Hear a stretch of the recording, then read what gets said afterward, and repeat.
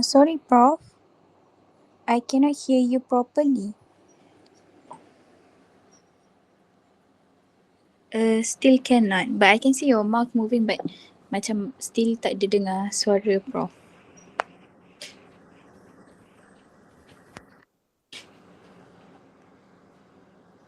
Still cannot. Mungkin Prof boleh try mute and unmute again.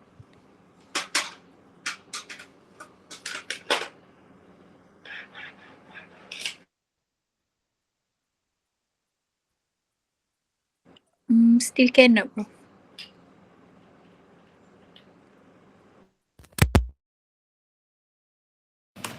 If I remove my headphone. Okay. Now I can hear.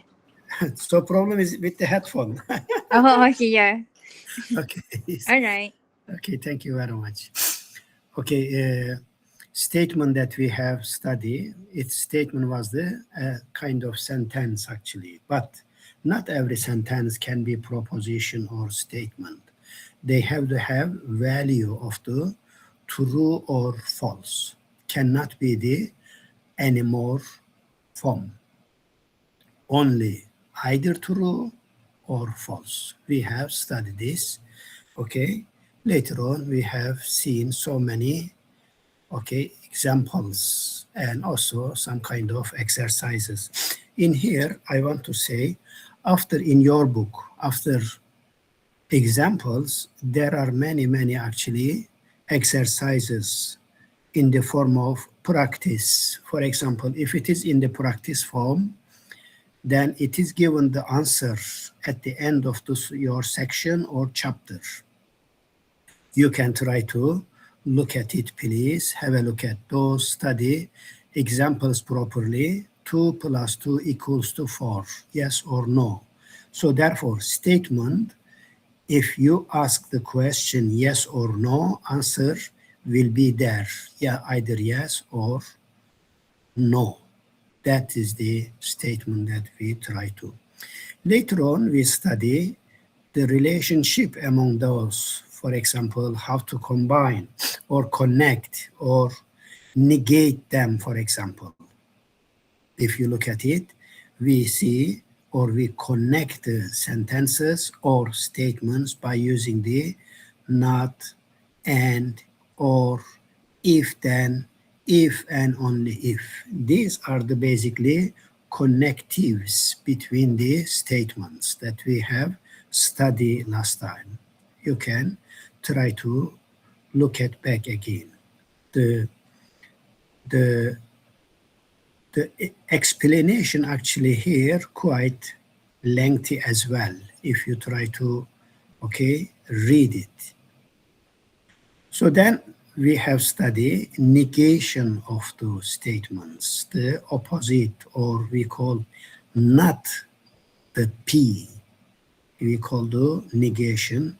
After that, we prepare the truth tables and we look at the truth tables values together. If you have time, you can try to look at those things. Okay. Then we list them as a conjunction, disjunction, and so on, but this is not that much, Panama name is not that much important, but the action or operations or operators are important for us. Okay, for example, the if P and the Q are statements, we call that one is conjunction. At the same time, maksudnya, or simultaneously, is true only when the both of them true. Otherwise, everyone is false. True and true, only true. The rest is true, false, false, false, true, false, false, false, true, also false as well.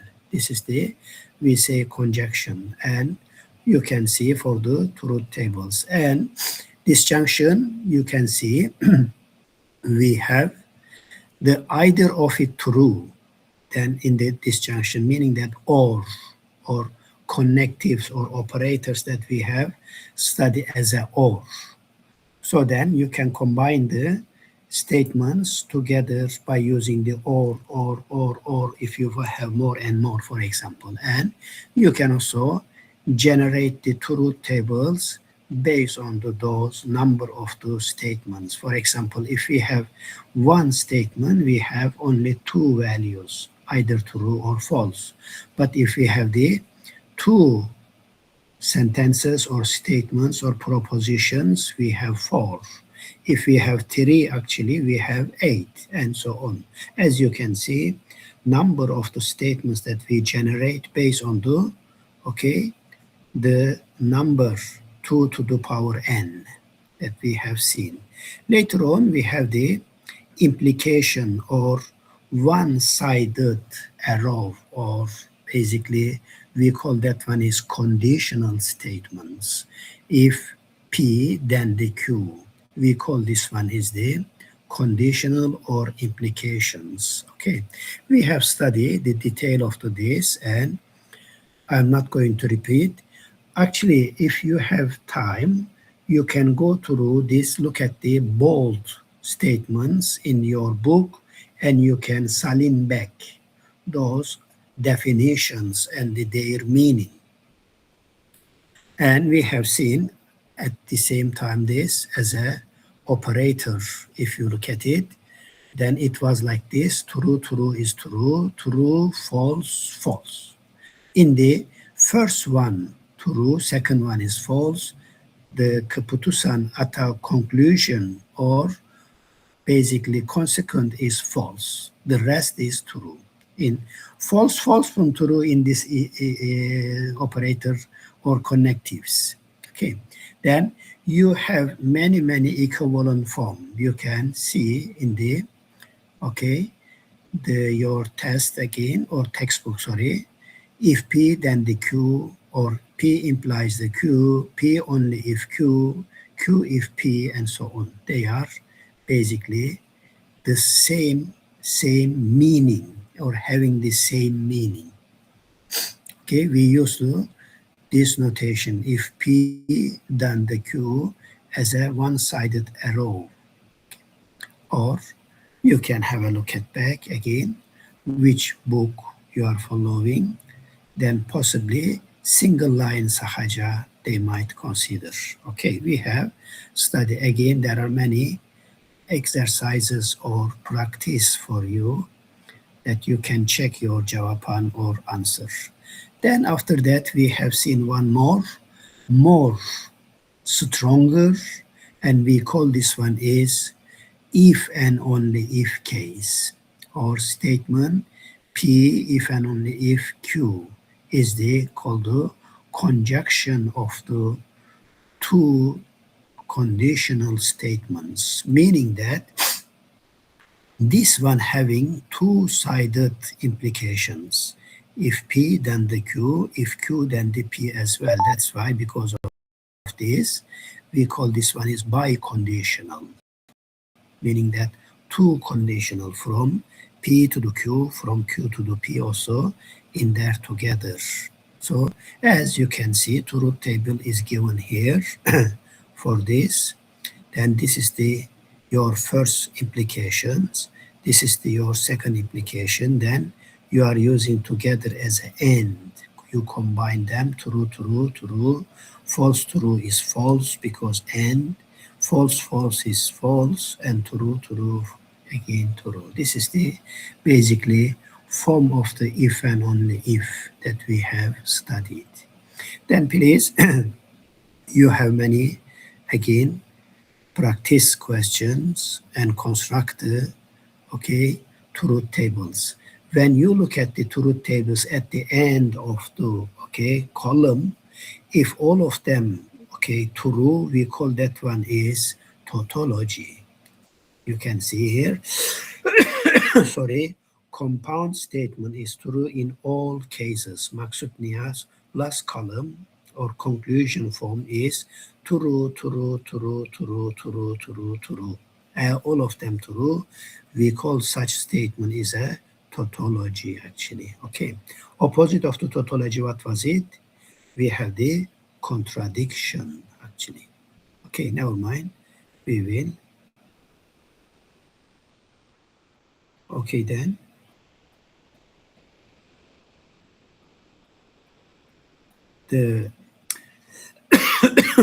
sorry, at the end of the sections, there are some basically list of the keywords or terms or concept basically. If you want to summarize the previous sections, we will try to go through and try to understand these definitions. What is statement? What is implications? What is biconditional? What is negation? What is conditional? What is tautology? What is conjunction? What is antecedent, disjunction, and consequent? You can look at back those keywords or key terms or basically concept of the sections.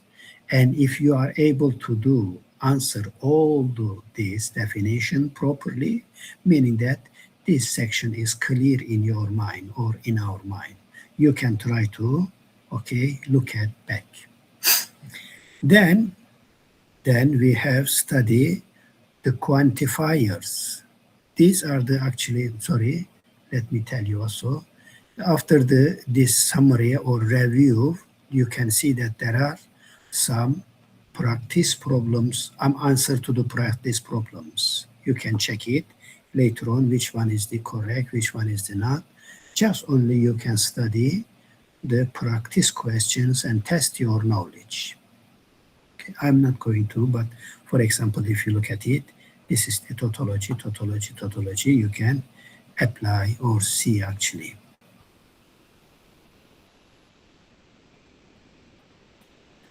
Okay, then of course, huge number of the exercises in the 8 chapters or at the sections as well.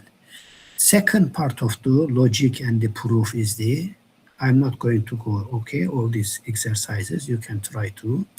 The quantifiers. We have seen 2 types of quantifier. One is universal quantifier, another one is the extension quantifier. As we have discussed during the class, you can see that universal quantifier meaning that for all, meaning it is true for all, or whatever you consider as a parameter, as a variable, as a set, or as a function for all. That is the things we are trying to say, or for every epsilon positive, for example, like this. And another one is we always emphasize, especially when we are trying to use the epsilon delta method or epsilon n method or other methods, extension quantifier, meaning that there exists. We try to find there exists issue. Either this one is delta, or for example, if you are talking about the limit, or you are talking about the continuity, or if you are talking about the uniform continuity, there exists a delta, for example. We try to find that delta related to the either point, possibly both, okay, epsilon and the point together, extension quantifier, and we study this. I hope there is so far no problem and everything is clear in your mind. Then you can study those things and how to, for example, the negate them, converse them, inverse them, and taking the contrapositive forms that I have asked most of the time in the class. Now, one of the important in here, in the quantifier form, order of the quantifier list is very important. Maksud niya, for all, after then there exists is not the same there exists and for all. Order is very important. You try to keep that one in the mind, okay? Order is important. And you can see how to, for example, negate the things. For example, if you have the statement here, okay, then negations, equivalent form of each of them, you can try to see actually. Then at the end of the again quantifier, the chapter sections, you can see universal quantifier as a summary or concept, or the extension quantifier, and the such that issue actually is here. Okay. Then we have went through the proof methods. Proof methods. I will try to go say the proof methods. Then we have seen many actually proof techniques: direct proof, indirect proof, contradiction proof, contrapositive proof, and the induction proof, and also epsilon delta proof, that they are not in the one of the category that above. So you can try to look at them back. And if you, for example, direct proof, you consider the hypothesis, you reach to the conclusion straightforward, but with some kind of modification, or hypothesis turn to do basically conclusions with some manipulation or some operations or algebraic operations, for example. Then we have studied those things. Inductive reasoning, if inductive reasoning, for example, it is correct for the minimum level, then we assume for certain level, after that we prove for the general form. In other words, we prove the minimum or F or whatever proposition you have as the first member, then assume for the K, then we try to prove that K plus 1 is also correct as well. Now, another is very important in the mathematics, or basically real analysis, falsifying the ideas that one statement is false, saying that by showing the counter examples. If you have the theorem, for example, some hypothesis is in there, then if you consider the opposite or negation of the hypothesis, you will try to construct the counter examples. Please try to look at the counter examples to falsify the statements, meaning that your statement is not always correct unless you prove as a theorem and the hypothesis. But if you play with the hypothesis or manipulate the hypothesis or negate the hypothesis, then you have to have the counter examples. Okay, we have seen all these things actually. And again, hypothesis conclusion, you can try to read it. Most of our theorems, if then position, if hypothesis correct, then conclusion is correct as well, like this. Or sometimes if the conclusion is not correct, then hypothesis is not correct as well. We call this one is contrapositive form. Okay, please try to read all together. If you don't read, of course, there is no point to listening me here as well. Okay, then we have studied this contrapositive form that just I have mentioned actually. If we have the implication if then the Q, if P then the Q, then contrapositive form. And I said last time also in the class, the contrapositive form is the equivalent form of this. When you combine together, you will have always tautologies. Always tautologies. Or we call that one is logically equivalent. As you can see here, implication P then Q, if there is a related implication, negative Q, then the negative P called to contrapositive. Using the truth table, it is easy to see that an implication and contrapositive are logically equivalent. Okay, that we have seen this one also in the class. Sorry, I have a flu a little bit. Then you can try to look at it. Inverse, converse, and Okay, negations, we have studied also those things. For example, if P then the Q is not logically equivalent to the Q and the P that we have seen, this implication is called the converse, meaning that you change the position of the P and Q is called the converse. What was the inverse? Do you remember? Inverse was negation of those propositions. Then in other words, another implication that is closely related to the if P then the Q is the inverse. Maksud, taking the negation of the without changing the operators.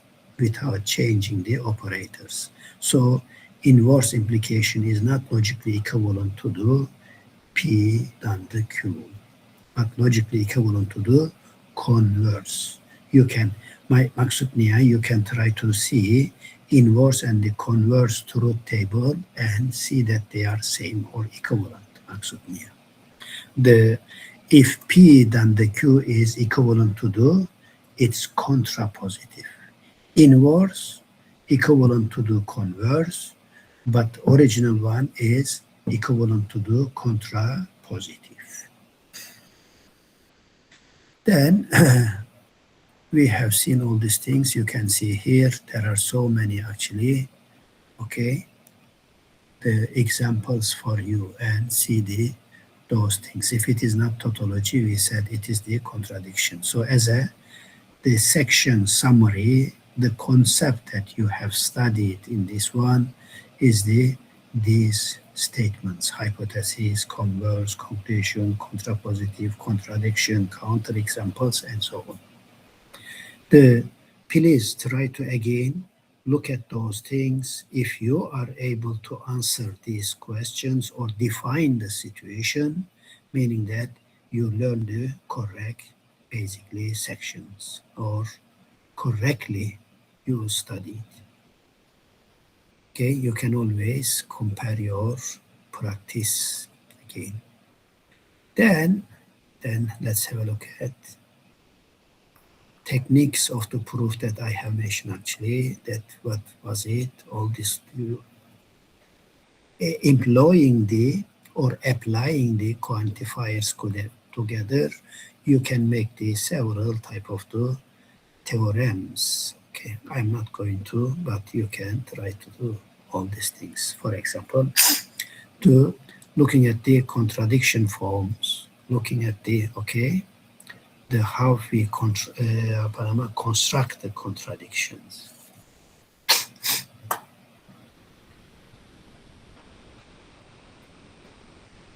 So some of the topics they are maybe advanced.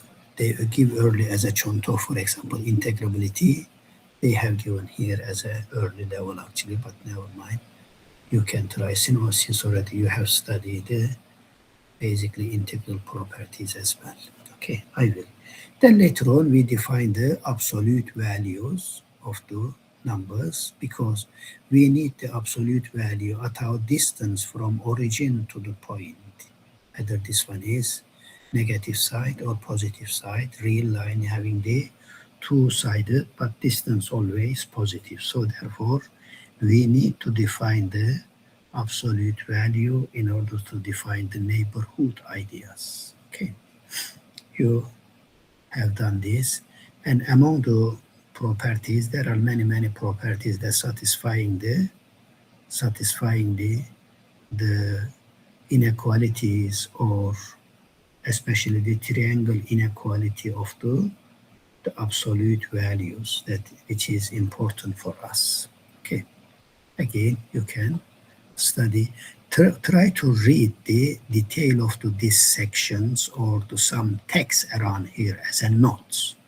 It will try to help you to understand. I don't have time to read each of them. Some of them we try to read. So therefore you can see here the negation and, or, if then, if and only if, for all there exists, and such that, for example, how we use them. You can try to complete your study by doing those correct definitions.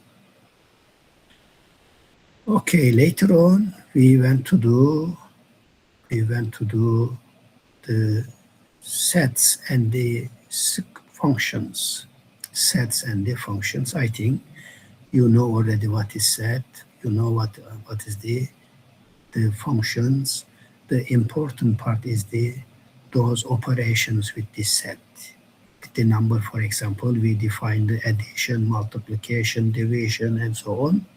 At the same time, with the functions, with the sets, you can do similar, but they are basically, we call them intersections, okay, union, and symmetric difference, and complement as a negation of them, and combining them with some kind of De Morgan laws and so on. You can try to define those things. Sorry.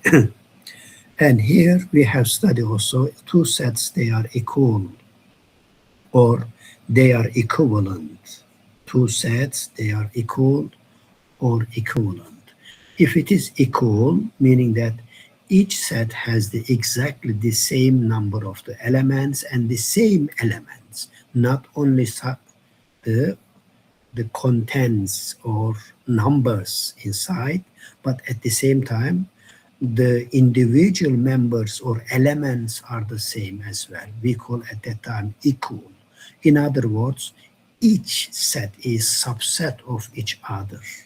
But if two sets, they are equivalent, that is different things, meaning that not necessarily having the same elements, but having the number of the elements are the same. So if, for example, your set A having the two members, any set having the two members, okay, equivalent to each other.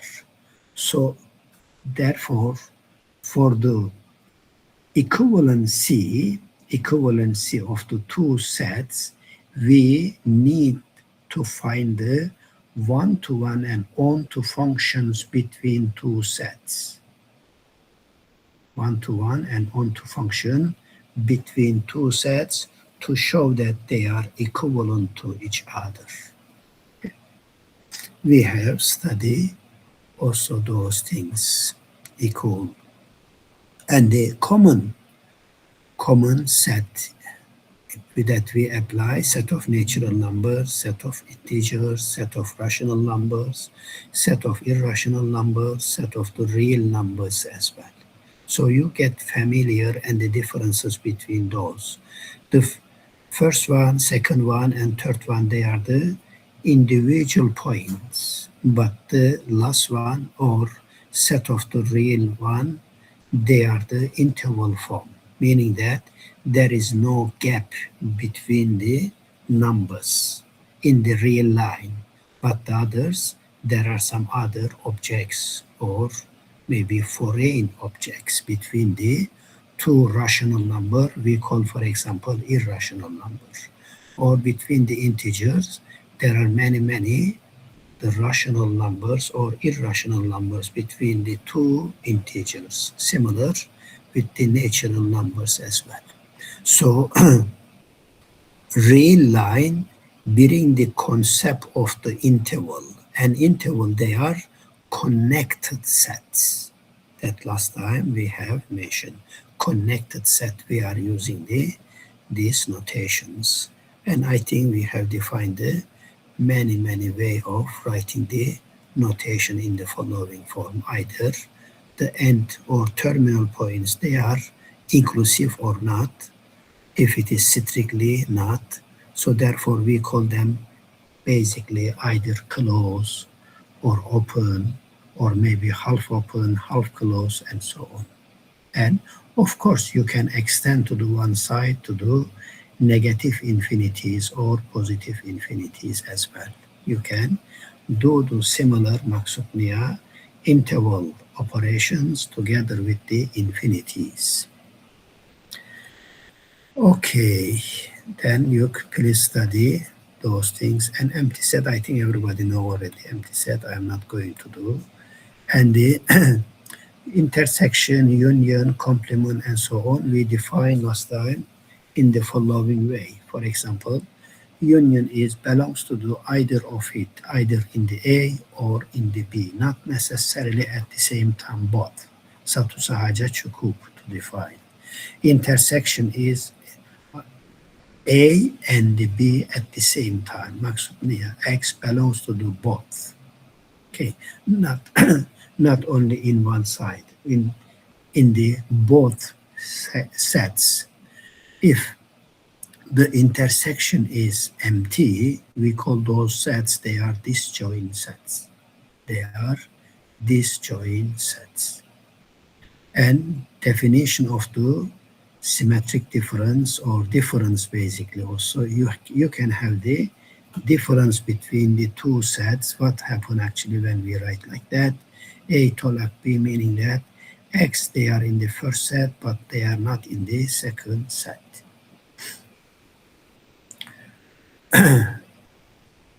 You can try to, okay, look at the, sorry, the universal set that when subject to the one particular problem, we call the greatest set is the universal set. For example, if we talk about the students in the UITM, so UITM will be our universal set. But if we come to the FSKM, for example, will be the, okay, particular set.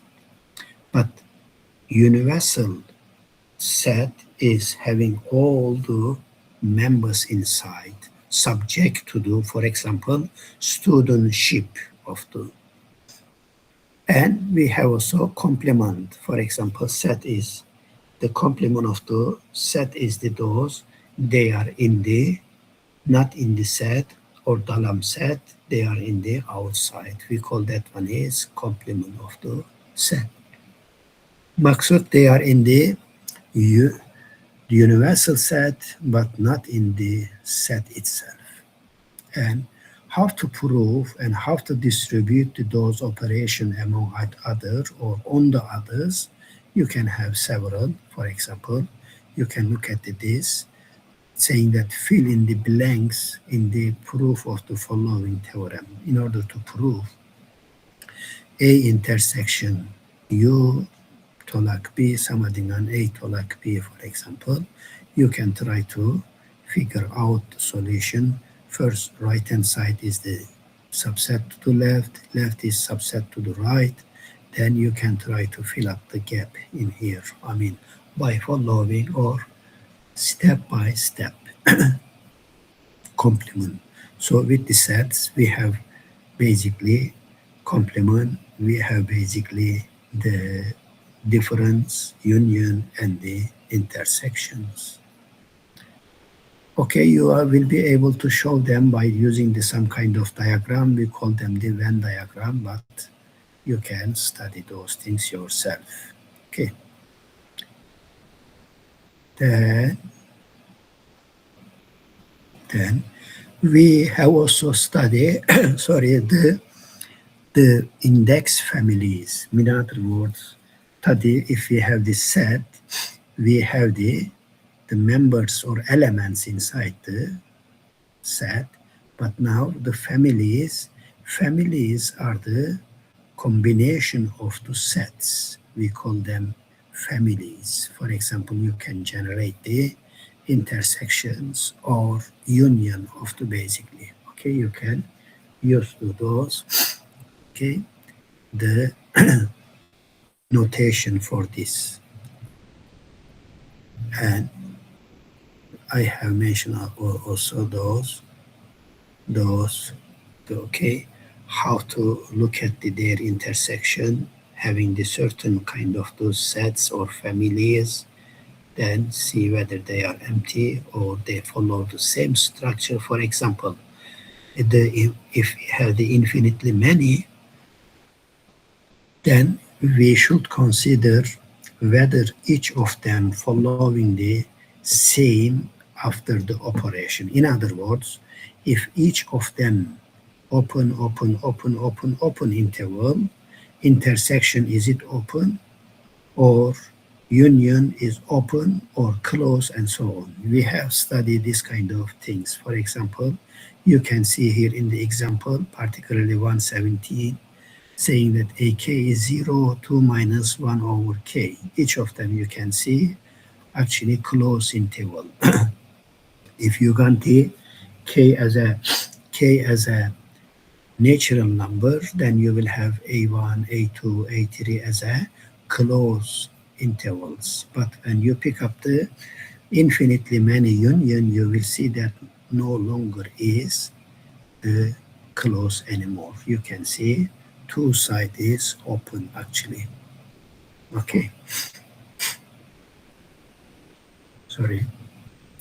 Again, please look at the review sections. Review sections. Okay. Then we have the what we call the Cartesian product of two things. In order to generate the Cartesian product, we mention about the order pair. In other words, how to combine the two members. We call them, okay, order pair. In the order pair again, order, as we mentioned, the order is important.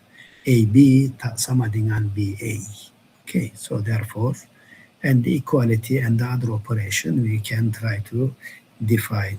Based on the order pair, we define the Cartesian product. Cartesian product, and the Cartesian product is defined in the following way.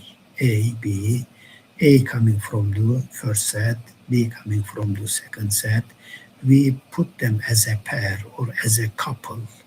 But as I mentioned, order here also very important. Where was the order in other order important? Order important was in the if you remember back, the quantifier format. Order is important. In here also order is important. In other words, AB and the BA sama sebenarnya in terms of orders or elements. Then later on we had many different type of examples. You can consider at that time your set as a number, then your set as a interval, your set as a other things, then you can generate the discrete structure. For example, you can define their Cartesian product and see the geometric format or geometric place of the Cartesian product. Cartesian product is the most general relationship between the two sets. Most general relationship between the two sets. Okay, you can have a look at. After that, we define the relationship between the two elements, or two objects. A relation between two objects A and B is a condition involving A and B that is either true or false. Based on this, you can generate the relationship. Okay.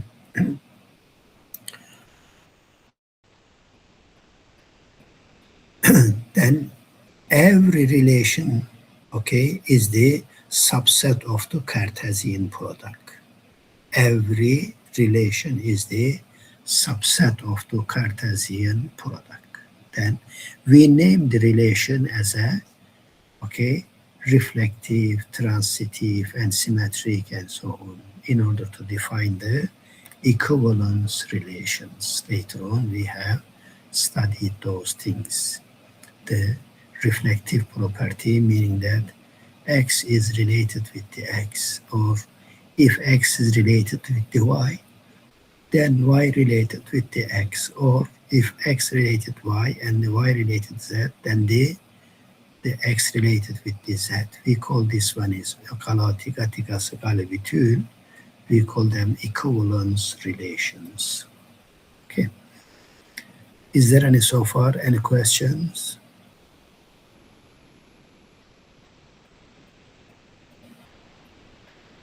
Okay, thank you very much. And you can put to any relationship, for example, greater than or equal than or strictly less than or some others. You can set up your own relations.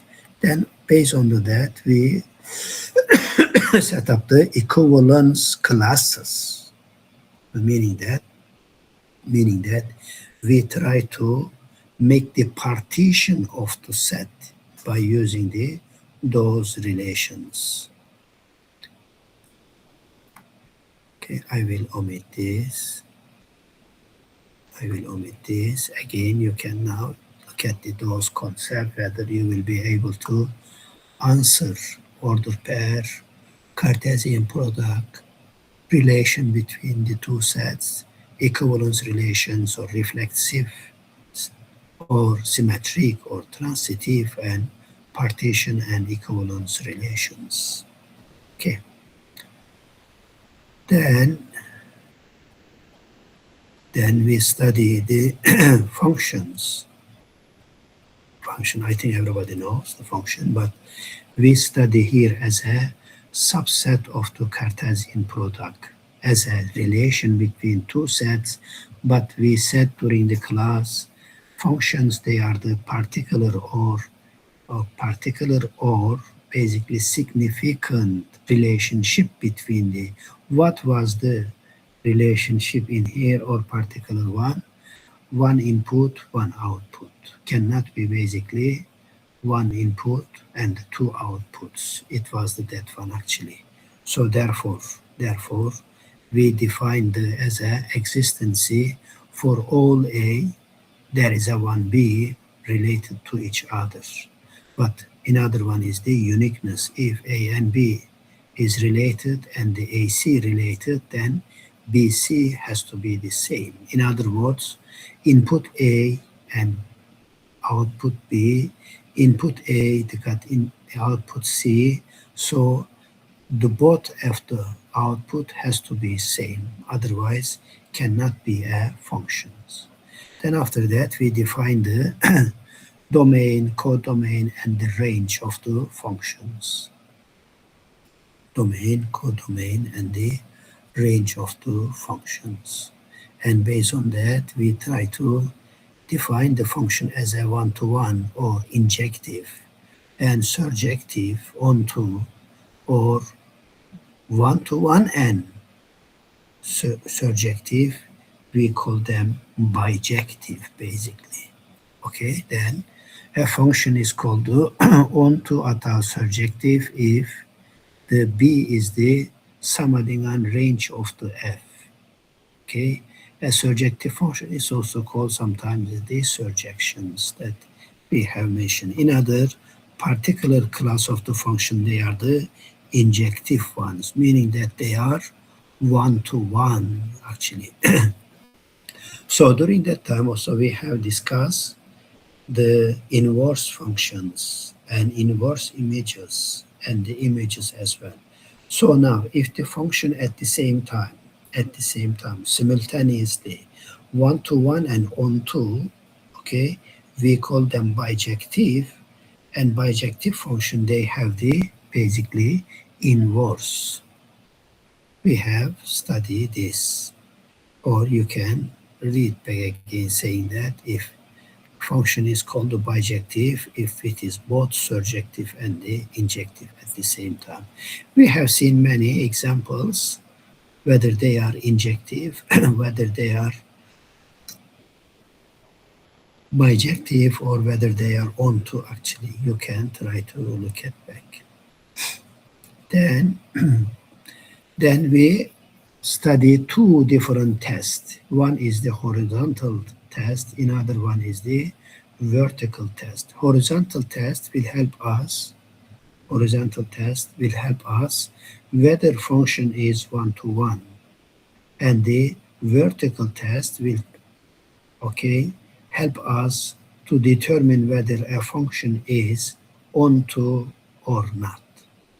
Okay, sekali lagi I say there are two types of the test. One is testing the basically the one-to-one idea or injectivity, and another one is the surjectivity. The horizontal test is the basically injectivity at a one-to-one idea. Then another one is vertical line test, will help us to find the whether function is onto or not. That is the one. And at the same time, we have seen the practical actually use of the relations to determine or examine whether a function is a relation is a function or not, similar to the surjectivity or onto idea. We have seen those things, vertical line test or horizontal line test. And the images and inverse images or pre-images we have defined, so therefore you can try to call back again those things and what some kind of basically operation together with them. For example, in here you have in your book fx is x squared, then ada macam-macam, C1, C2, C3, and so on. You can try to generate those things. I think I will give you here break 10 minutes. After that, we will continue with the coming sections. Okay.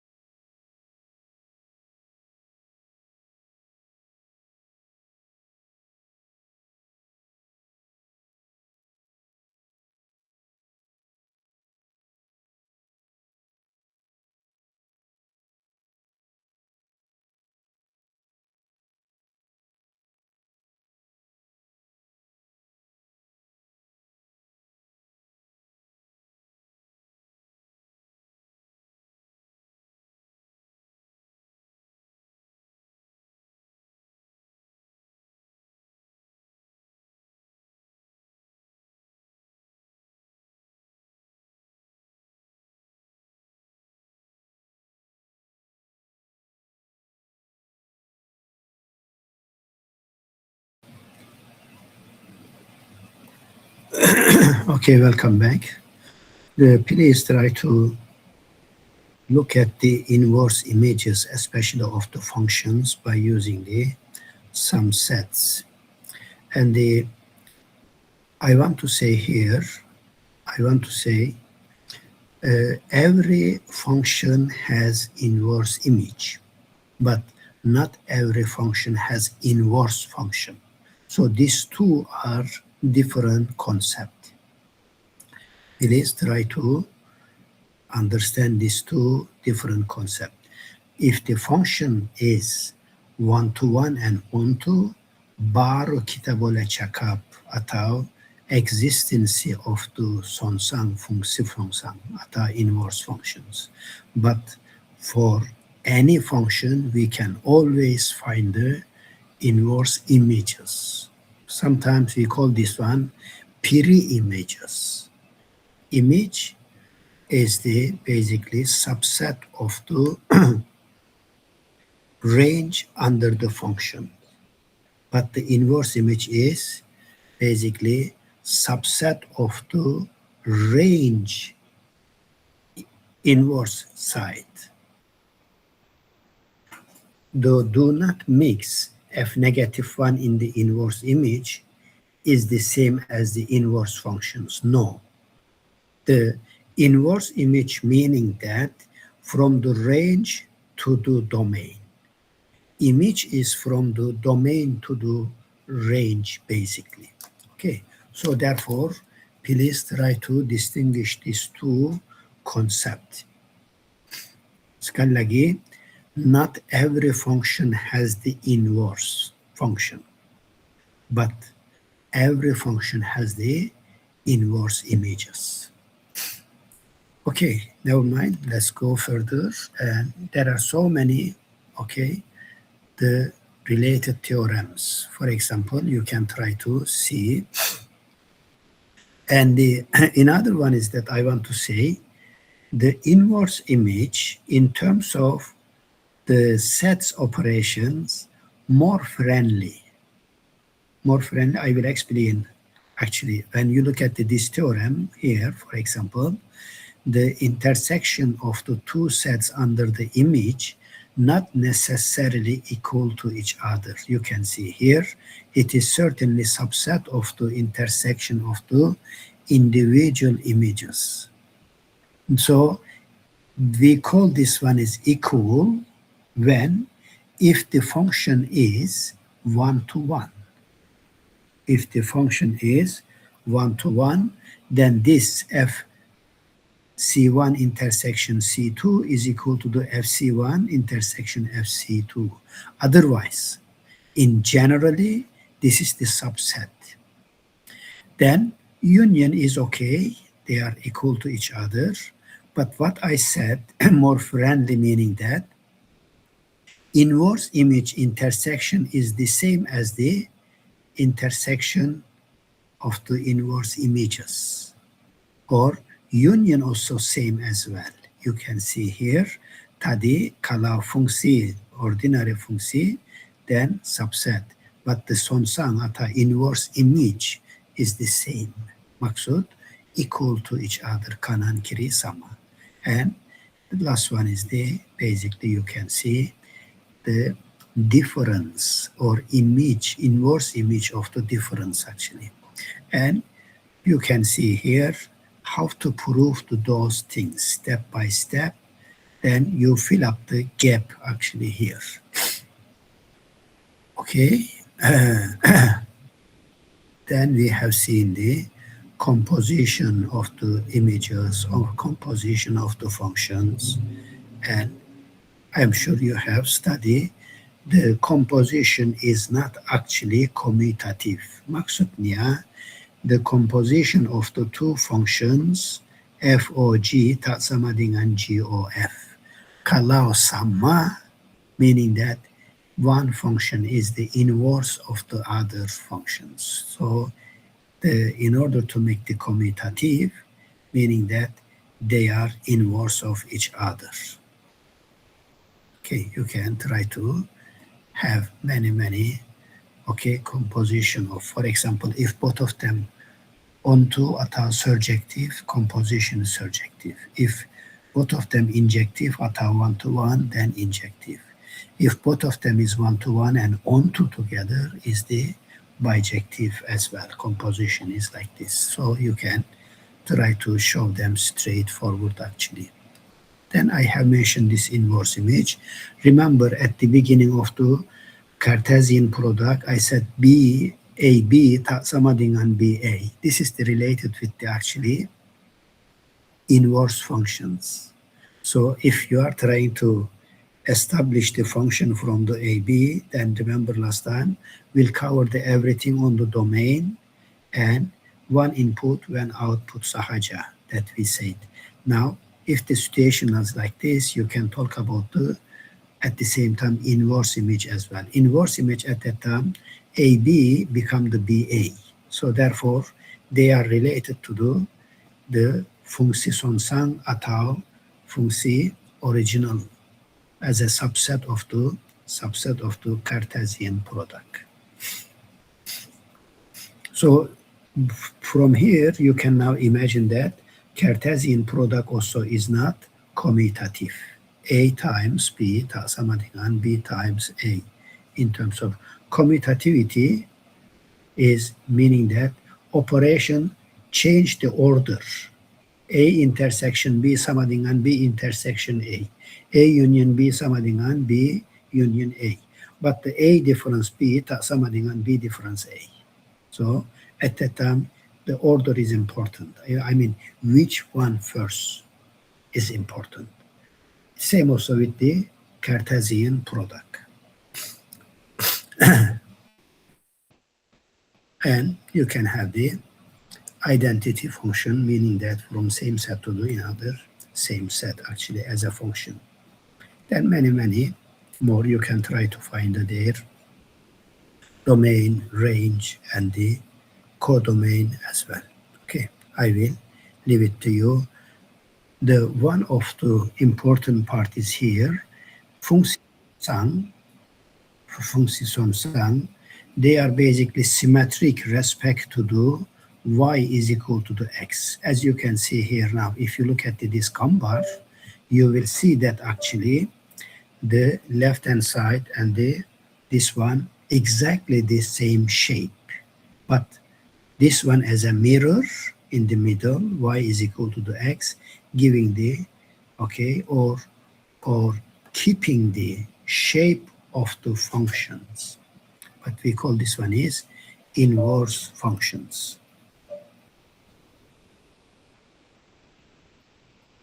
Okay. Anyway, one of the important property is this, is the inverse of the composition is equal to this. You can try to look at this property later on, meaning that GOF -1 or inverse is not the straightforward G -1 or F -1. So terbalik the positions. So second one inverse image, kemudian the second one inverse functions like this. Okay, then you can try to now, if you are able to answer again those concepts or terms or keyword or phrases from these sections, for example, domain, codomain, range, function, surjectivity, injectivity, bijectivity, images and pre-images, and the composition and inverse functions, then meaning that you understood to these sections if you are able to answer related questions for those concepts. Again, there are many examples and the exercises for you. You can study those things. Then we have studied the real numbers. Cardinality, I have actually, I did not actually mention that much about the cardinality, but from time to time, just only when the subject arrived, then I mention the cardinality of the function is related with the equality, sorry, the what we call I forgot to say that this one now. The two sets, they are not necessarily, okay, the equivalent. They are not necessarily equivalent. But if they are equivalent, we look at their cardinalities at that time. For example, set of the rational numbers and set of the natural numbers, in terms of cardinality, I think in the last class I have mentioned this as the between the negative infinity to infinity, how many real numbers we have, how many rational numbers we have, how many irrational numbers we have. And we say, actually, there are infinitely many. When we reduce to the interval 0 to the 1, still we have the infinitely many real or rational or irrational numbers. Similarly, I mentioned, if you remember, 0, 0.1, still we have infinitely many rational or irrational numbers or real numbers between that small area. We call this one is actually cardinalities. So cardinality of the interval is the same as the cardinality of the real numbers. But the cardinality of the rational is not the same as the cardinality of the real numbers. Cardinality of the real numbers not same as the cardinality of the natural numbers. So in terms of category, the natural numbers, integers, and the rational numbers, they are same category and they are having the same cardinalities. But the irrational and the real numbers, they are different categories. Cardinality meaning that, again, two sets, they are equivalent or they have same power.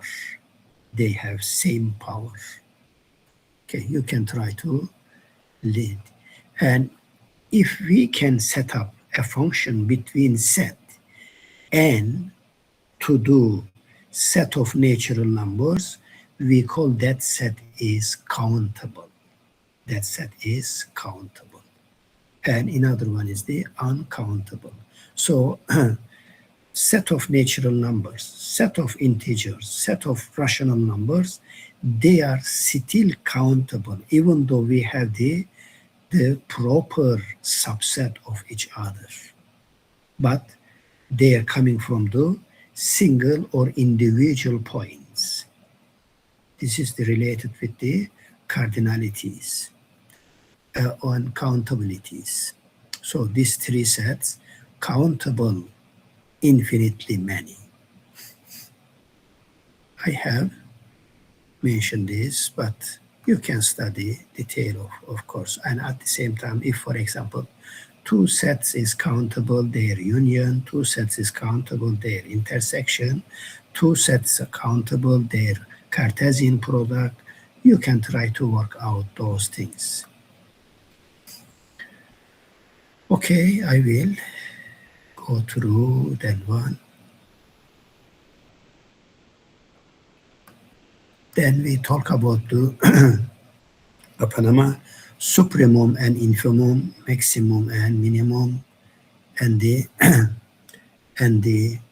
what we call the rationalities and irrationalities, how to prove. At that time we have given a couple of examples, if you remember.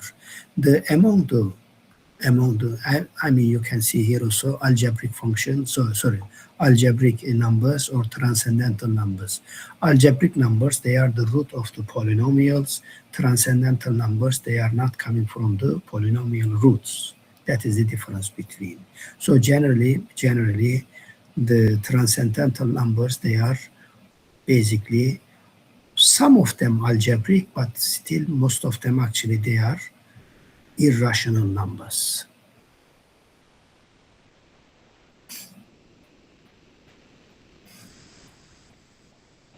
The set theory, I think we omit this one. We did not study that much detail of this. You can, if you are interested, you can try to read it, but I don't want to mention this.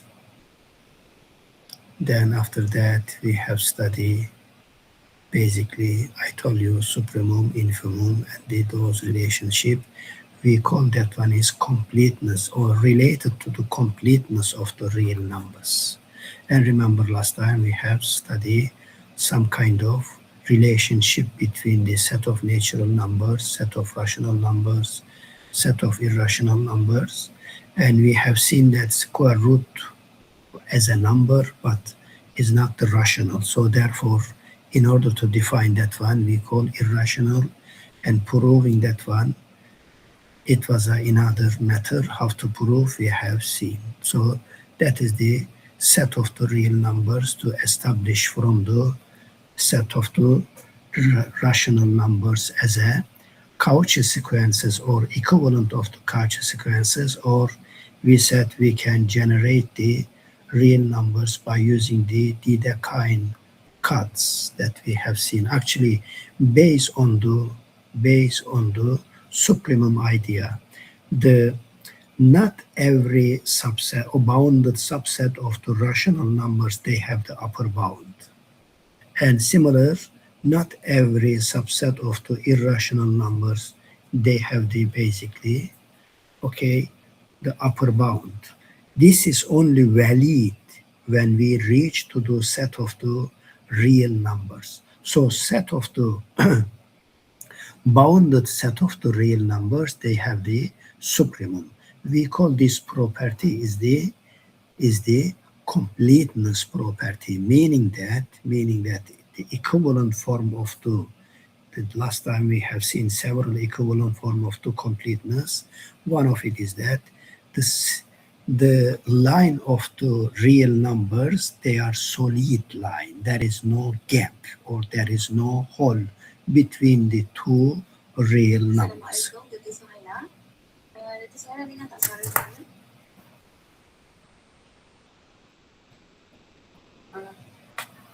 Sorry. Okay, maybe you can try to look at back also here, the part of the induction method that we have actually, but you are also good in terms of proving the things by using the induction method. I'm not going to go that much detail on that. Just only I will try to say here difference between the supremum and the infimum. Supremum, infimum, the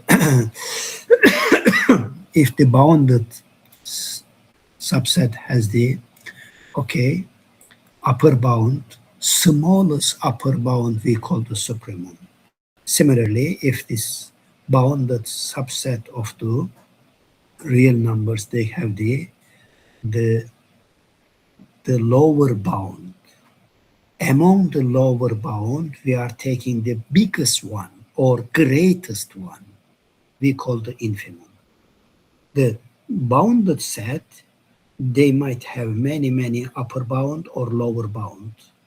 Okay, boundedness is one of the actually concept in the real numbers or in the set or in the functions you can study, but there might be many. For example, if you just consider 0, 1 open interval, 0, 1 open interval, every number greater than 1 is an upper bound for this set or elements in the set.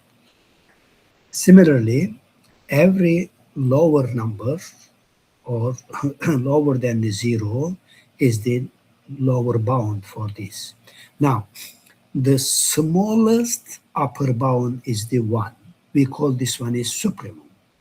Then, greatest lower bound. There are many lower bound, but the biggest one is the 0. We call this one is infimum.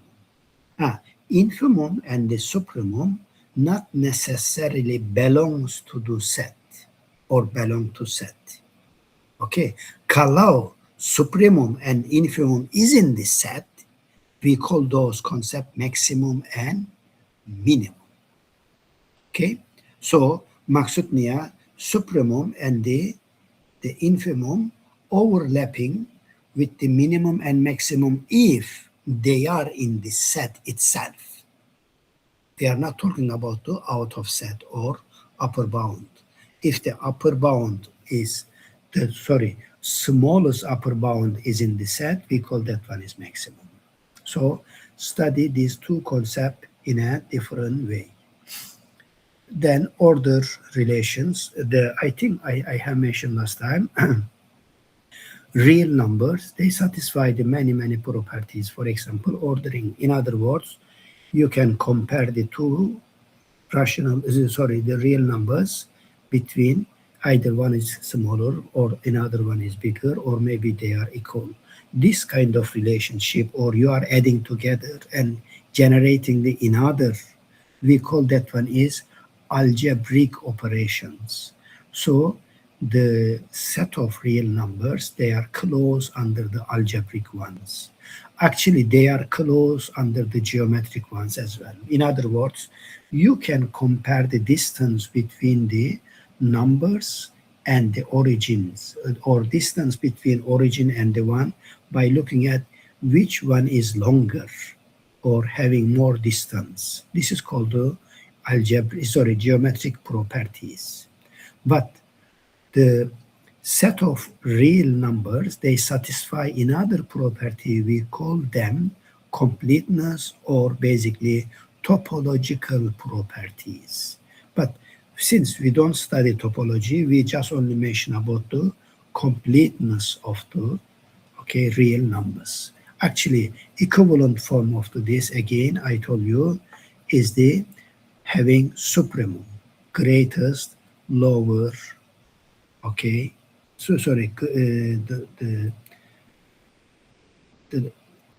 the minimum of the upper bound is the actually supremum. Okay, that is the only one making the difference between the real numbers and the rational numbers, actually. Okay, there are many properties or theorems. You can try to complete this by using those algebraic operations or algebraic, the addition, multiplication, distribution, and so on. Okay, I think I will omit this one also. We have also mentioned about the absolute value in terms of defining the neighborhood. And later on, we have studied topological aspect, neighborhood, or the limit points, interior points, exterior points. And if you remember back those concepts, then it is better, to look again. Completeness that I have mentioned, actually.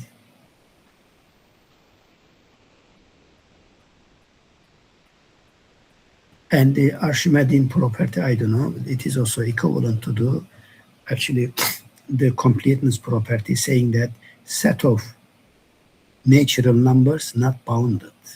That's the things in very short form, Or you can try to read actually here. It states that the natural numbers are not bounded above in the R.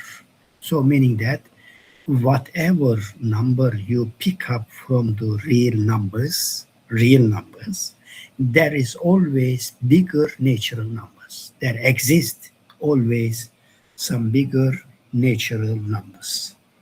It is that one is called the Archimedean property. And also we have studied two more concepts. It's called the densities of the set of rational numbers and densities set of the irrational numbers. Actually, if you try to summarize what is the density, meaning that between two numbers, there are infinitely many same type of numbers. In other words, between two rational numbers, there are infinitely many rational numbers.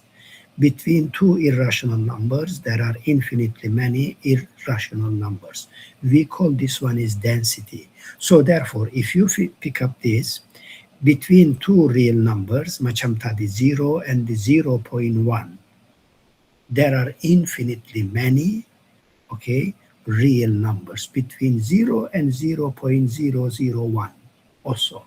As long as it is the interval, infinitely many. infinitely many numbers. So we call that one is density. Actually, what is the density?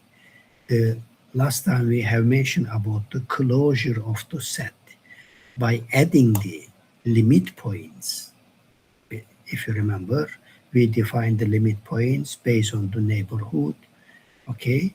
And adding the boundary points or limit points, you make the set is closed. We call this process is closure. We said this one is closure. So therefore, if you take the closure equal to the set of the, okay, then we call that one is the dense set. For example, closure of the rational numbers is the set of the real numbers. Meaning that every number in the real line is a limit point of the sequences in the rational numbers form. Similarly, every numbers in the real line is the limit points of the sequences in the irrational sense. We call this one is densities. Okay, you can look at back those concepts again.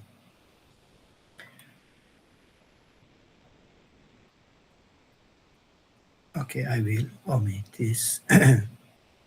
And there are so many how to find the supremum and infimum by just looking at the practice example. Then after that, you can apply to those exercises.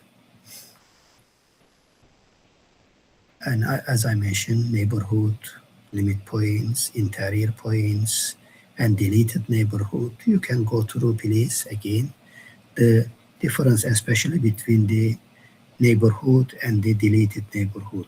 Maybe during that time I have mentioned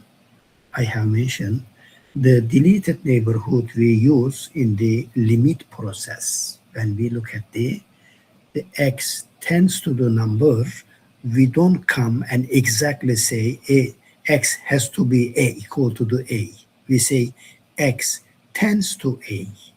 But in the continuity, V1 function define pada titik itu. If you remember, x is equal to the a, then f a is defined at that time. So the neighborhood is used for the continuity, and the deleted neighborhood used for the limit process. You can try to look at it. And again, remember interior points, exterior points, boundary points, limit points, and so on. You can do. Based on that, we say the set is closed or open. If, for example, if neighborhood of the every point is subset of the set, we call set is open. Set is open. If it is complement is open, we call set is closed. You can look at the concept again and try to see how we define actually. Okay. And later on we have studied some further accumulation points, limit points, isolated points, and so on. Okay. Is there any question that you want to ask? Then sekali lagi, the concept in here, you can try to look at it. Neighborhood, deleted neighborhood, interior points, boundary points, closed set, accumulation points, isolated points, closure, and so on. Okay.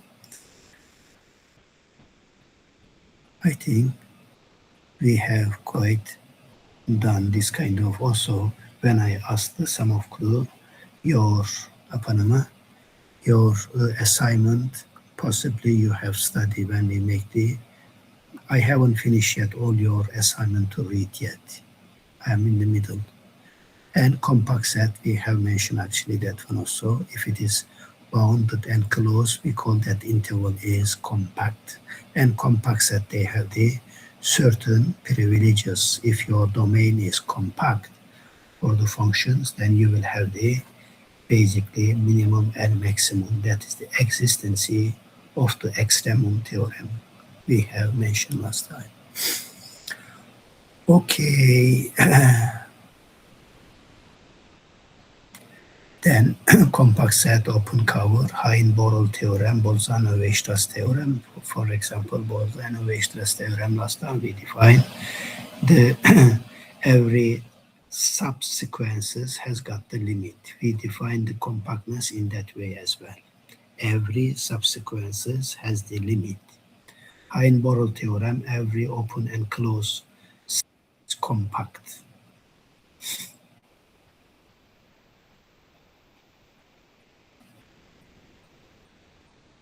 Metric spaces, I didn't mention to you metric spaces because it is quite sorry, the wide topics.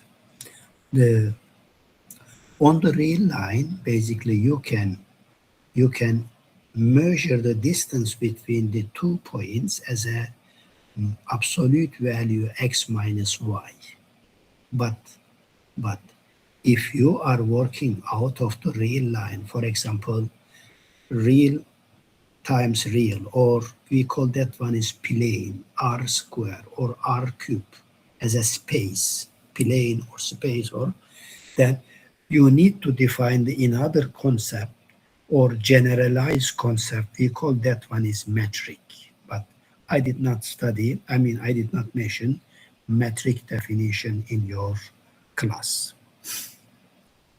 Anyway, you can try to, if you are interested, you can have a look at it.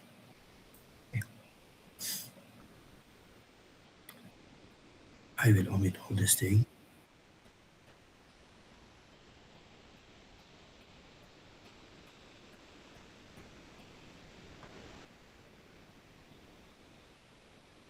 Okay, sequences. I think a couple of times I have repeated the sequences. They were the particular functions defined on the as a domain set of natural numbers. That is not different anything else except just only this domain. But based on this, their structure is discrete structure. So therefore, we don't have continuity, for example.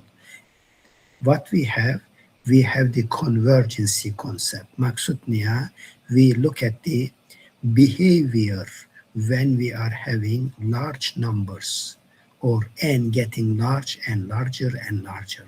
We call this one, if tends to some numbers, we call this one is limit process or convergency.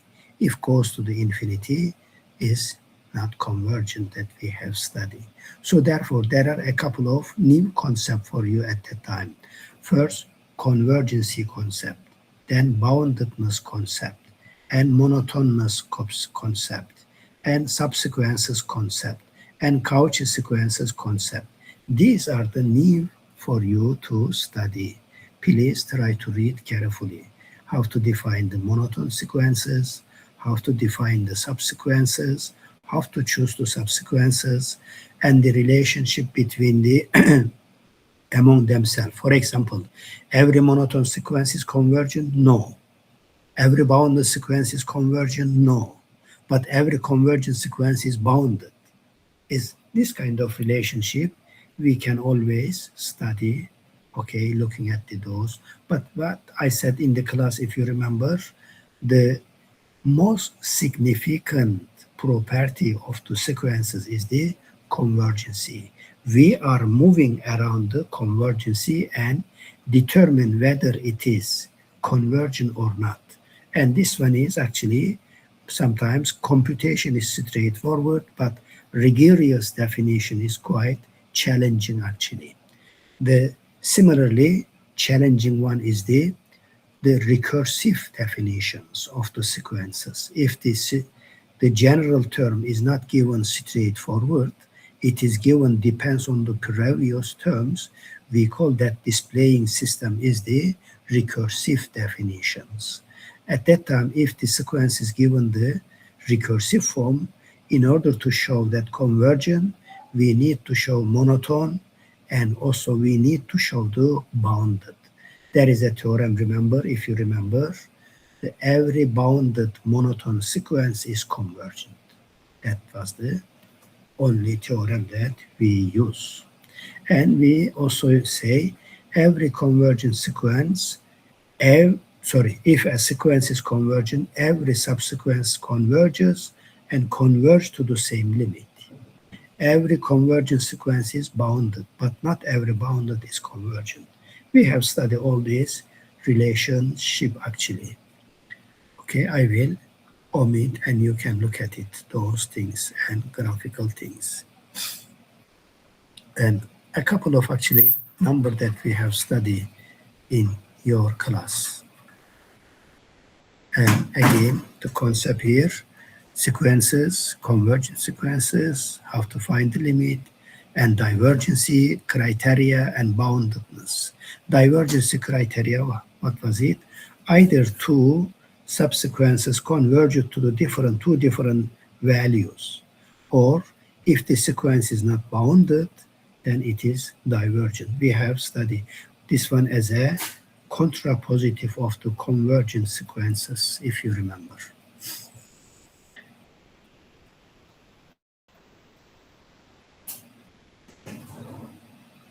And of course, these limit operations you have studied already in the calculus, so I don't have to repeat all these things. Then I will go further. Okay, the divergency to the positive infinity or divergency to the negative infinity. I mean, similar things actually you can try to do. There are some equivalent form of the convergency to the zero or not.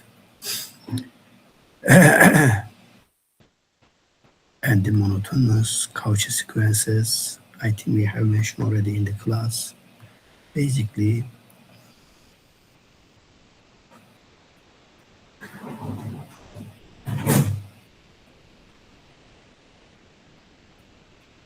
decreasing, increasing.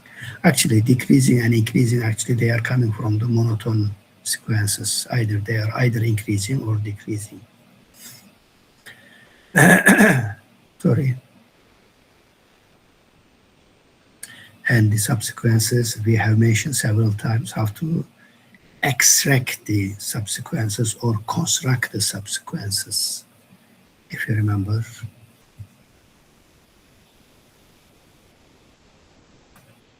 And also we have mentioned about the limit superior and the limit inferior.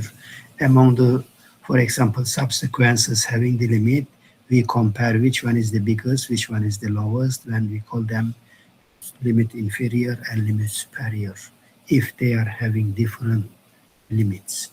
But if, for example, convergent, the supremum and the infimum limit, they are the same actually. Limit, not the value of the supremum, and the supremum limit is different, or limit sup and different. For example, if you consider an is equal to the 1 over n, so supremum of the 1 over n, 1 over 1, 1 over 2, 1 over 3 is the 1. So supremum is 1, but the supremum limit is 0, because convergent and the limit infimum and limit supremum, they are same, which is 1. So therefore, concept of the supremum and the concept of the supremum limit is two different concepts, and please distinguish these two between.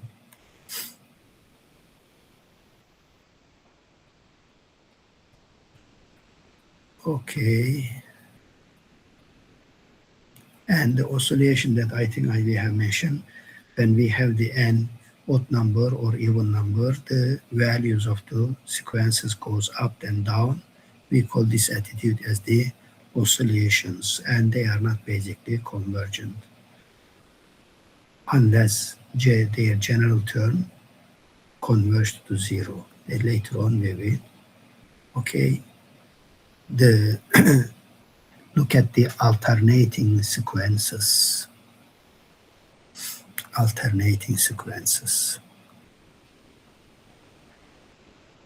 Then after that, you can try to look at the relationship, boundedness, monotonous, Cauchy sequences, and many, many more properties that you can try. We won't be able to mention every single things you can see here. Okay, so much things to cover.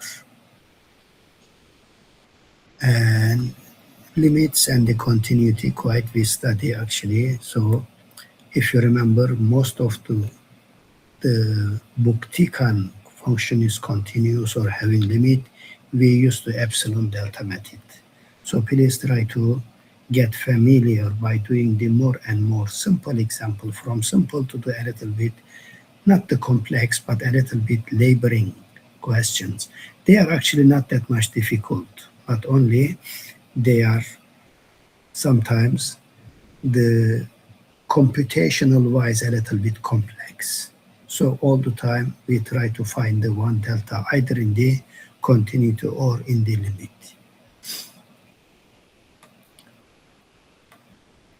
We have studied those, if you remember. And the one-sided limit, I think same also you have studied in the set of the calculus or in the topics in the calculus actually. Okay, I will omit many more, okay. I think I will stop here. The continuity and the uniform continuity and the fundamental theorems, please try to read again that we have mentioned. There are basically tiga, okay, the fundamental theorem related to the continuities. One is intermediate value theorem, another one extreme value theorem, another one is the, if we remember, what was it? Extreme value.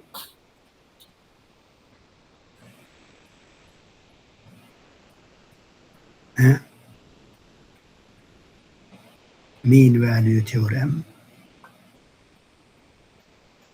Is that correct? Okay. So try to look at them back, those things, okay, please. Then remember first principle in the derivative is very helpful for us to find the limit of the, okay, or that to find the derivatives. Actually, we are most of the time using the first principle. That is the formula to find our derivatives. And based on the derivatives, you can try to look at the monotone increasing or monotone decreasing and fundamental theorem of the Rolle theorem, mean value theorem, Cauchy theorem, extended mean value theorem, and the L'Hopital rule coming from the derivative side. And the last week that we have seen the Kamiran atau Riemann summations and the partition of the intervals. And based on the partitions, we have studied the summations, and based on the summation, we decide or determine whether a function is Riemann integrable or not. And we have seen a couple of equivalent criteria. For example, every continuous function is Riemann integrable, every monotone function is Riemann integrable, okay. Apart from that, every piecewise function is Riemann integrable, or one more, if the upper summation and the lower summation is getting close to each other, how close? Epsilon close, then we call function is Riemann integrable. Okay, I will stop here.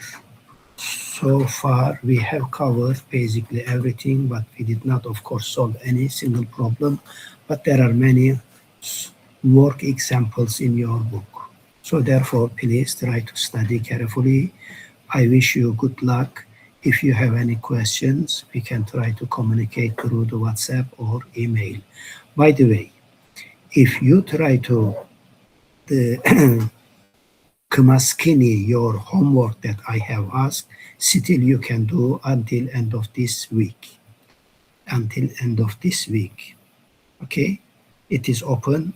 If you study carefully, if you understand it better, and you add the new examples, then still you can submit. And I wish you good luck, inshallah, in your exercises, and at the same time your exams. And please, Chuba, try those practice question at least in your book. Okay. Thank you very much for listening. If you have any question, please let me know again. And let me take your attendance here.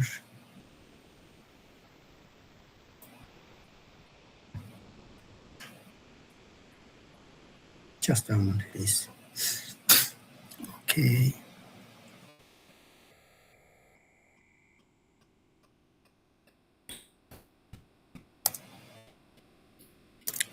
July 13.